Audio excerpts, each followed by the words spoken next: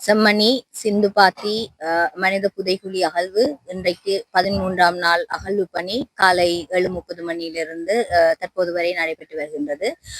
13வது நாள் முடிவில் மொத்தமாக 56 மனித என்பு எச்சங்கள் அடையாளப்படுத்தப்பட்டதுடன் 50 முழுமையான மனித என்பு எச்சங்கள் இதுவரைக்கும் அகழ்ந்து எடுக்கப்பட்டு நீதிமன்றத்தின் காவலுக்கு கையளிக்கப்பட்டிருக்குது. இன்றைய நாள் ஏற்கனவே சந்தேகத்துக்கிடமான பகுதியாக தொல்லியல் பேராசிரியர் ராஜ்சுமதவ் அவர்களினால் அடையாளமிடப்பட்டு கொடுக்கப்பட்ட பகுதி அகழ்வு ஆராய்ச்சி பணிக்குரிய 2வது பிரதேசமாக பிரகடனப்படுத்தப்பட்டிருக்கு நீதிமன்றத்தால. ஏற்கனவே ஆரம்பிக்கப்பட்ட பகுதி அகழ்வு ஆராய்ச்சி பகுதிக்கான 1வது இடமாகவும் சந்தேகத்துக்குரிய பகுதி துப்புரவாக்கப்பட்டு அதிலிருந்து 3 மனித எச்சங்கள் அடையாளப்படுத்தப்பட்டிருக்கிறதால அந்த பகுதி அகழ்வு ஆராய்ச்சிக்கான 2வது பகுதியாகவும் பிரகடனப்படுத்தப்பட்டிருக்குது. அடையாளப்படுத்தப்பட்ட 3 என்பு எச்சங்கள் துப்புரவாக்கப்பட்டு விடுபட்டிருக்குது. நாளைய தினத்திலிருந்து அந்த இலக்கமிடல் என்பது ஆரம்பமாகும் அந்த அகழ்வு ஆராய்ச்சி பணிக்கான 2வது பிரதேசத்திலிருந்து.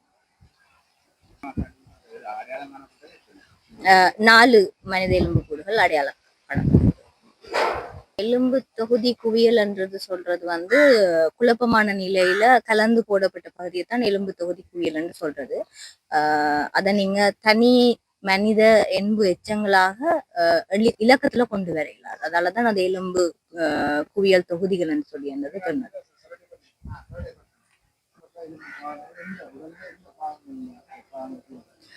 மனித எலும்பு ஆய்வுகளை ஆரம்பிச்சா மட்டும்தான் அந்த பகுதிகளுக்குரிய எலும்பு என்னன்றதை தெளிவாக கூறக்கூடியதா இருக்கும். இல்லாட்டி அதை சொல்ல இயலாது.